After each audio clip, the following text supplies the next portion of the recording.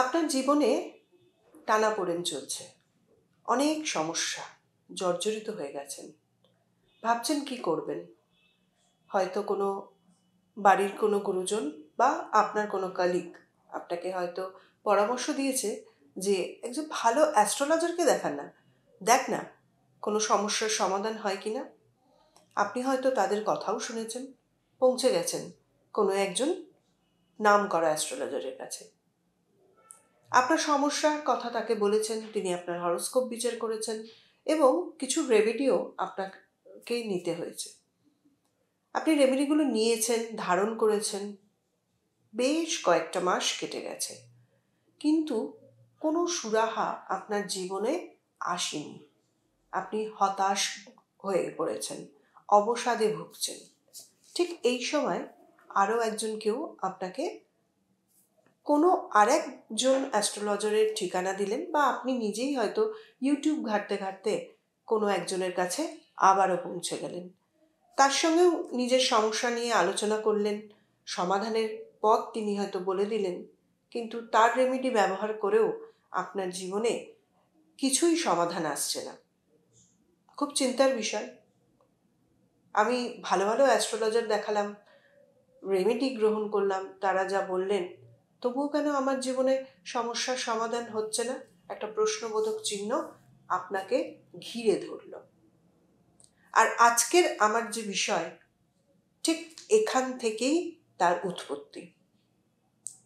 অ্যাস্ট্রোলজারের কাছে গেছেন, আপনার হরোস্কোপটা বিচার করিয়েছেন, রেমেডিও নিয়েছেন, কিন্তু কাজ হচ্ছে না। এখানে মনে হচ্ছে না যে কেন হচ্ছে না? হ্যাঁ, এখানেই বলবো যে আপনার বাস্তু দোষ যদি থাকে, আপনার বাস্তুতে যদি কোনো প্রবলেম থেকে থাকে, তাহলে আপনি যতই নামকরা প্রতিষ্ঠিত অ্যাস্ট্রোলজারের কাছে যান, পৌঁছে যান, এবং তার কাছ থেকে যত দামি দামি রেমেডি আপনি নিয়ে থাকুন না কেন, আপনার জীবনের সমাধান কিন্তু কিছুতেই হবে না। তাহলে এখন কথা হচ্ছে যে এই বাস্তু দোষ আপনার রয়েছে কিনা সেটা কি করে বুঝবেন? সেটা তো বোঝা সম্ভব নয় একজন সাধারণ মানুষের পক্ষে।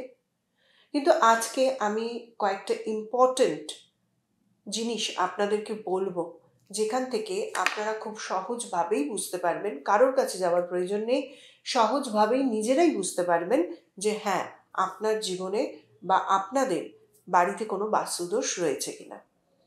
সেগুলো আপনারা যেমন জানবেন, তেমনই কোনো পয়সা খরচা না করে আপনি নিজেই নিজের বাস্তুর সংশোধন কিন্তু করতে পারেন।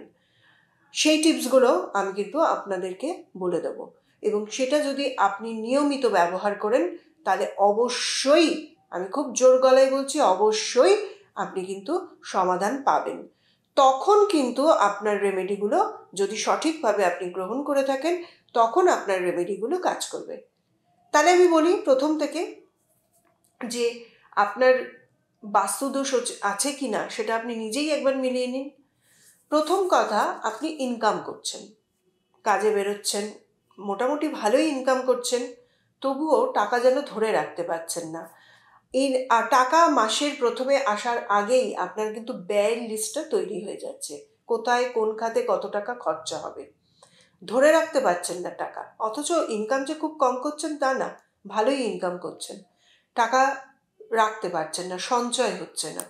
বা এরকমও হতে পারে আপনি অর্থনৈতিক জায়গাটা একদম নিচে গিয়ে পড়েছে, আপনার অর্থের যে যোগান দেবে, অর্থের জোগাড়টাই আপনার আসছে না। অর্থাৎ কোনো চাকরি বলুন, কোনো ব্যবসা বলুন, কোনো সেলফ প্রফেশন বলুন, কোনো কিছুতেই আপনি চাইছেন নিযুক্ত হয়তো হচ্ছেনও, কিন্তু বারবার আপনার কাজগুলো চলে যাচ্ছে, বা কাজ হয়তো আপনি পাচ্ছেনই না, এবং তার থেকে আপনার অর্থের রোজগারটাও কিন্তু আপনার জীবনে আসছে না।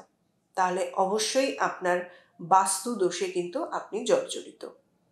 বা এরকমও হতে পারে বাইরে যতক্ষণ আপনি রয়েছেন খুব ভালো আছেন, আনন্দে হাসিতে আপনি খুব ভালোই সময় কাটান, কিন্তু বাড়িতে পা রাখা মাত্রই কেমন যেন শরীরটা ভারী হয়ে যায়, মনটা ভারাক্রান্ত হয়ে যায়, সব সময় একটা চিন্তার মধ্যে আপনি থাকেন।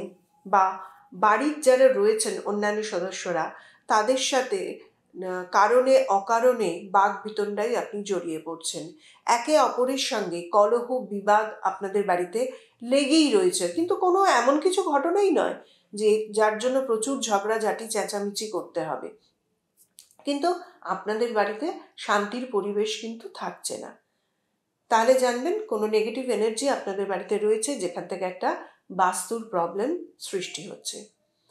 বা বাড়িতে একটা মানুষ সুস্থ থাকতে পারছে না, আপনাদের একটা রেকারিং প্রতি মাসে ওষুধের জন্য খরচা হচ্ছে, বাড়ির একটা তাক পুরো ওষুধে ভরে যাচ্ছে, আর সেখান থেকেও কিন্তু বাস্তুর সমস্যা হয়ে গেছে, আপনি জানবেন।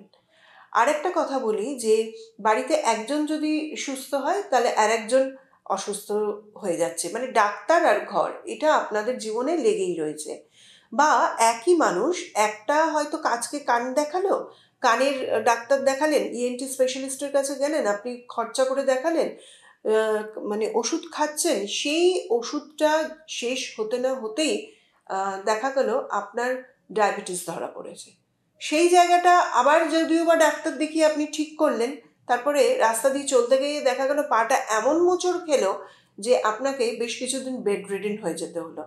আবারও দেখা গেল আপনার ব্লাড প্রেশার হাই হয়ে গেছে। এরকম একটার পর একটা একই মানুষের জীবনে কিন্তু ঘটে চলেছে।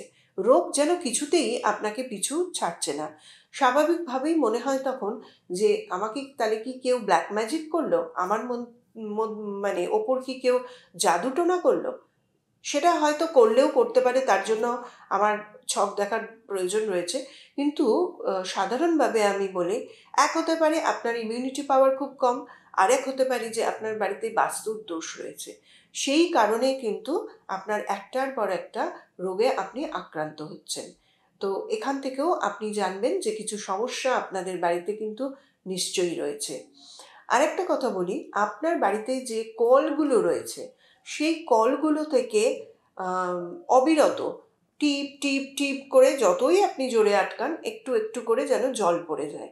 বা আপনি হয়তো খুব সুন্দর করে বন্ধ করেই এসছেন, কিন্তু বাড়ির অন্য একজন মেম্বার গিয়ে এমন ক্যাজুয়ালি জল মানে কলটা লাগালো যে মনে হচ্ছে যে টিপ টিপ টিপ টিপ করে যেন জল পড়েই যাচ্ছে। এক্ষেত্রেও কিন্তু জানবেন যে আপনার বাড়িতে সমস্যা কিন্তু রয়েছে। তাছাড়াও দেখবেন যে বাড়িতে আপনি ফিনাইল দিয়ে মুছছেন, লাইজল ইউজ করছেন, বা যে যেরকম ইউজ করে, তাও যেন বাড়িতে একটা কোথাও যেন একটা মনে হচ্ছে যে একটা দুর্গন্ধ, কোথা থেকে একটা যেন স্মেল পাচ্ছেন, যে স্মেলটা আপনার ভালো লাগছে না। হ্যাঁ, তো আপনি রুম ফ্রেশনার দিচ্ছেন, তাতেও যেন মনে হচ্ছে যে যতক্ষণ ওই রুম ফ্রেশনার দেওয়া হচ্ছে ততক্ষণ থাকছে, তারপরে যেন আবার একটু একটু করে সন্ধ্যের দিকে হোক বা রাতের দিকে হোক একটু গন্ধটা আসছে। আরেকটা কথা বলি, আপনারা যখন বাথরুমে যাবেন, বাথরুম থেকে যখন বেরোবেন, তখন বাথরুমের দরজাটা কিন্তু সবসময় লক করে দেবেন, টেনে দেবেন, নাহলে কিন্তু বাথরুম থেকে আমাদের নেগেটিভ এনার্জি কিন্তু আমাদের ঘরের মধ্যে ছড়িয়ে যায়। এটা কিন্তু খুব খারাপ একটা জায়গা। তো সেই জায়গাটা কিন্তু আপনাদের মনে করে নিতে, মানে ঠিক করে নিতে হবে, সবসময় মনে করে দরজাটাকে বন্ধ করবেন। আর কি হচ্ছে, যখন রাতে শুচ্ছেন বা দুপুরবেলা শুচ্ছেন, তখন মনে হচ্ছে ছাদের ওপরে কেউ যেন কিছু, বা আপনি যদি দোতলায় থাকেন, তিনতলার মানুষরা মনে হচ্ছে যেন কিছু জিনিস এদিক থেকে ওদিকে টেনে নিয়ে যাচ্ছে। অথচ আপনি যদি তাকে গিয়ে বলেন যে তোমরা কি কিছু চেঞ্জ করছিলে, তিনি হয়তো বলবেন না না, আমরা তো কিছু চেঞ্জ করিনি, আমাদের তো বাড়িতে তখন কেউ ছিলই না। এরকমও কিন্তু হতে পারে। বা এরকম হতে পারে মনে হচ্ছে যে বাড়ির ছাদের ওপর একটা যেন জল গড়িয়ে পড়ছে। যদি এরকম হয়ে থাকে তাহলে 100% আপনার বাড়িতে বাস্তু দোষ রয়েছে। হ্যাঁ, এগুলো তো আপনি জানলেন যে বাস্তু দোষ রয়েছে, বাড়িতে কলহ হচ্ছে, অর্থ ধরে রাখতে পারছেন না, রোগ ভোগে আপনার বাড়ির মানুষরা মানে একদম জর্জরিত হয়ে যাচ্ছে। জেনে কি হবে? জেনে তো আপনি জানলেন বাস্তু দোষ আছে, কিন্তু সেখান থেকে তো বেরাবার উপায় আপনাদের বলতে হবে, যেটা একেবারেই কোনো খরচা লাগবে না, আপনি নিজেই নিজের সমস্যার সমাধান করতে পারেন। প্রথম কথা বলি, যে কল দিয়ে জলটা পড়ছে বাড়ির সমস্ত সদস্যকে বলে দিন ভালো করে কলটা টাইট করে লাগাতে। যদি এরকম হয় স্টিলের কল লাগিয়েছেন, সেখান থেকে জল পড়ছে, তাহলে আপনি প্রয়োজন হলে প্লাস্টিকের কল লাগান, বা প্লাস্টিকের কল লাগিয়েছেন সেখান থেকে জল পড়িয়ে যাচ্ছে, তাহলে স্টিলের কল লাগান। কলটাকে মানে প্লাম্বার দিয়ে সারিয়ে ঠিক করিয়ে নিন, কল থেকে যেন জল না পড়ে।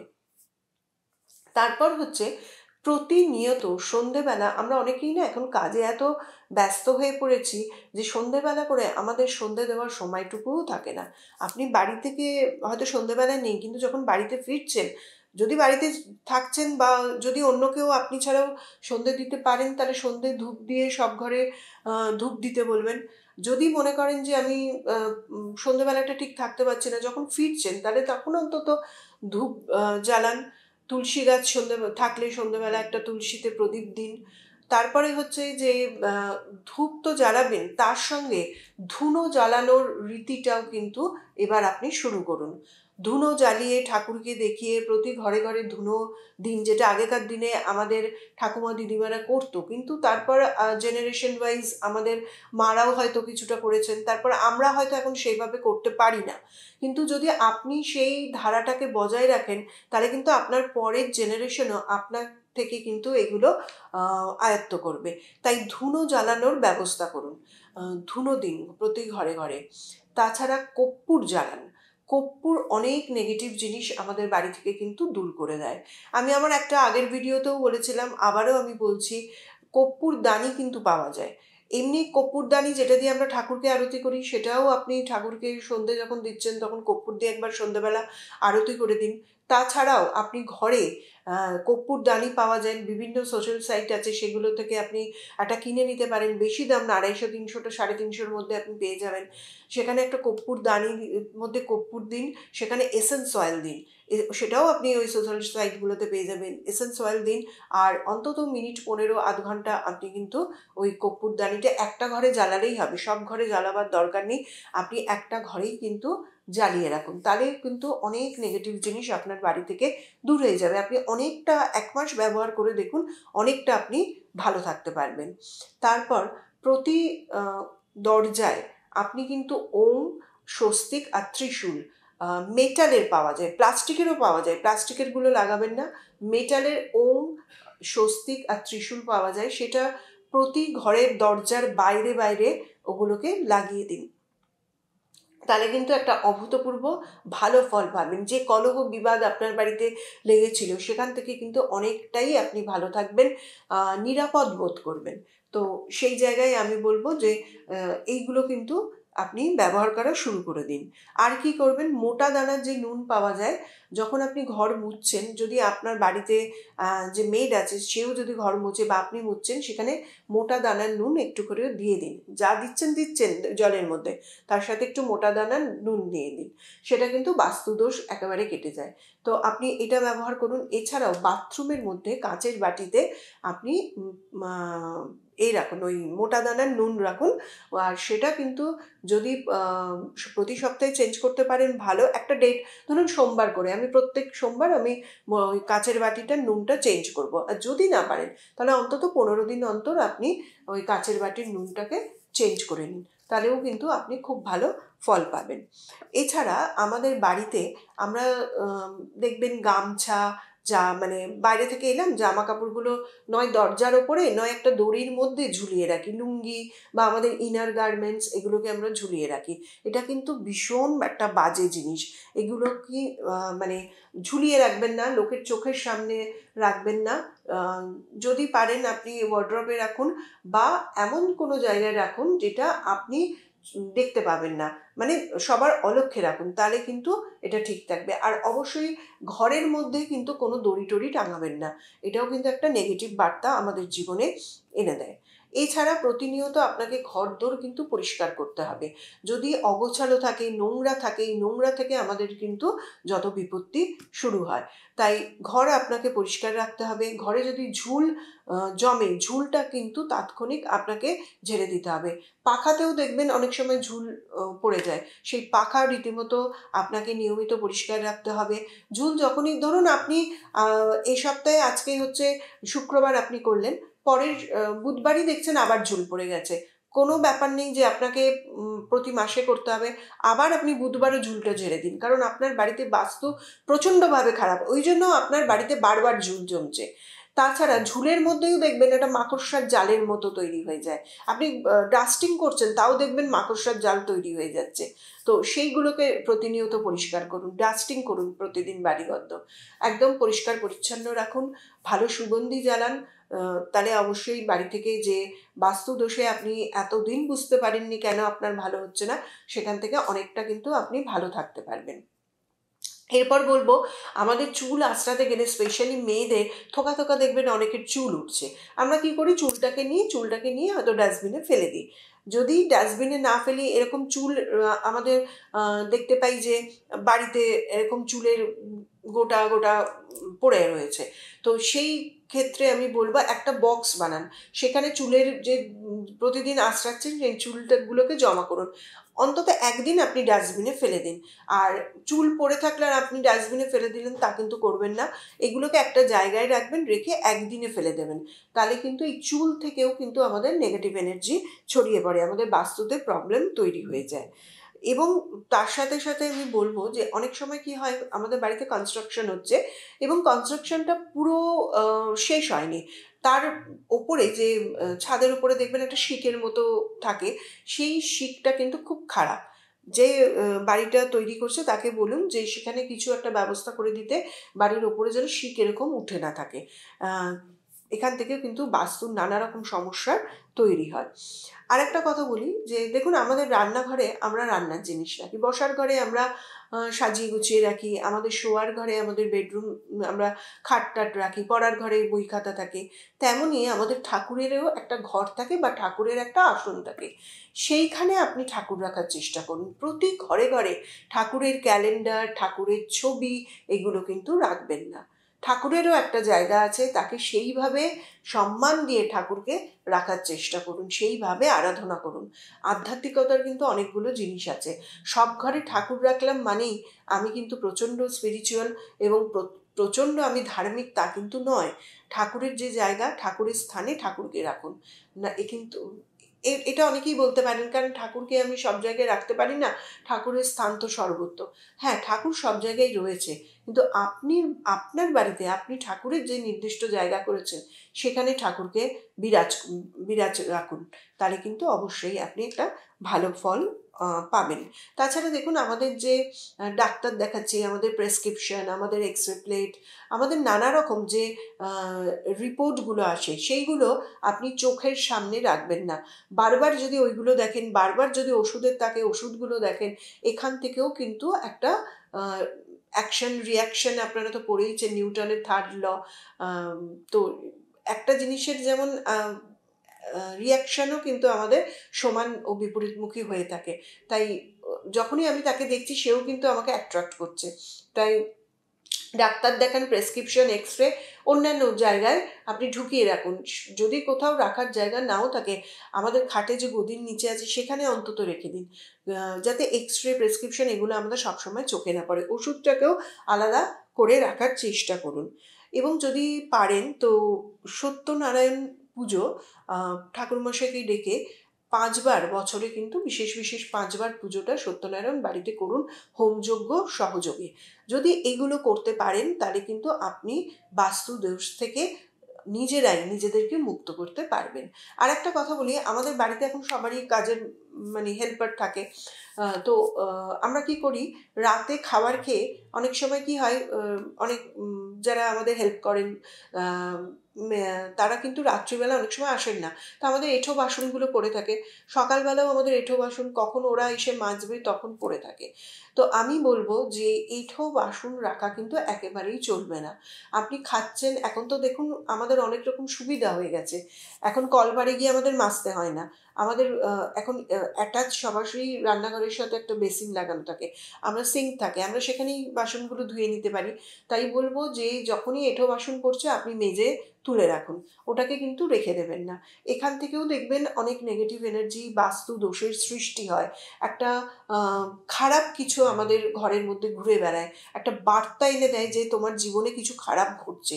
আপনি এই কাজটা এইগুলো না করলে, আপনি এঁঠো বাসনও যদি নিজেদেরটা সবসময় মেজে রাখতে পারেন, তার থেকেও আপনি একটা দারুণ পজিটিভিটি আপনার জীবনে আসবে, এটা কিন্তু আমি একেবারে মানে খুব জোর গলার সাথে বলছি। এছাড়াও আমি বলবো যে কারোর বাড়িতে ঢুকলাম, দেখলাম জুতো থরে থরে সাজানো বা ঝাঁটাটা ঢুকলেই দেখা যাচ্ছে, একটা একেবারেই উচিত না। জুতো আপনি সুরাকে রাখুন, যদি সুরাক আপনার না থাকে দরজার পেছনে রাখুন, যেটা একটা মানুষ বাইরে থেকে এলে তার চোখে যেন জুতো না মানে সে দেখতে পায়, বা বারান্দায় রাখুন একদম ঢাকা দিয়ে, যেখানে জুতো বা ঝাঁটা দেখা যাবে না।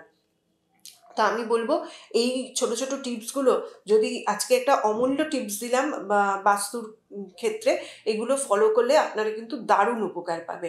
হ্যাঁ, আরও কিছু টিপস অবশ্যই রয়েছে যেগুলো আমার কাছে আমার ক্লায়েন্টরা আসে, তাদেরকেও আমি অনেক মানে বিনা পয়সায় খরচা না করে কিভাবে তারা আরও ভালো থাকতে পারবে, সেগুলো কিছু আরও মূল্যবান টিপস আছে, সেগুলো আমি তাদেরকে দিই।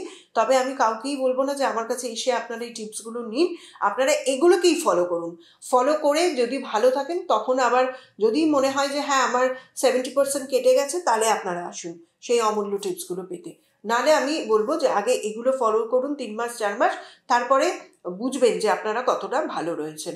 তাই এই আজকের এই আলোচনা আপনাদের কেমন লাগলো অবশ্যই জানাবেন, এবং ব্যবহার করেও আপনারা কতটা ভালো থাকলেন আমাকে জানাতে ভুলবেন না, কারণ আমার ফোন নাম্বার যাচ্ছে, অবশ্যই এগুলো আমাকে জানাবেন। আর যারা মনে করছেন যে আমার সাথে কনসালটেন্সি নেবেন, ফোন নাম্বার যাচ্ছে, বুকিং করে চলে আসবেন। অনলাইন অফলাইন দুটোরই কিন্তু সুবিধা রয়েছে। সবাই ভালো থাকুন, এই আশা নিয়ে আজকে শেষ করছি। নমস্কার।